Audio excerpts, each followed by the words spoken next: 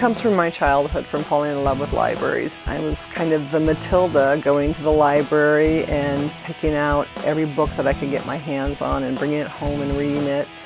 And it was just a wonderful experience to open up the world. It was kind of empowering for me to be able to enjoy that experience.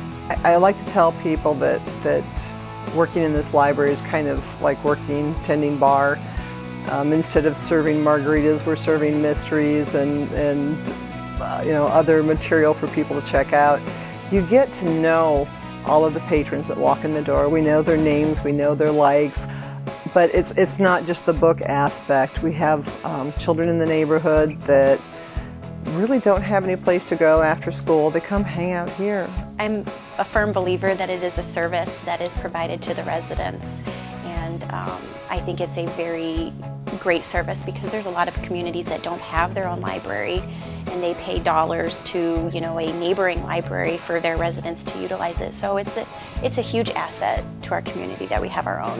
And it's not just the kids. We have a lot of adults that they need to do job applications, job searches. They have medical issues that they want to research. So it's not just the books, it's the internet as well. My one demand that I have here with my staff and with anybody that volunteers here is there will never be a person who is turned away from these doors. It's the one place in every community where everybody should be welcome.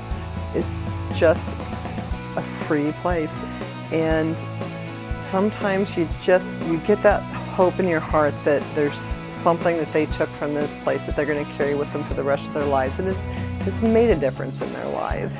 We do big story times here. We have a big draw.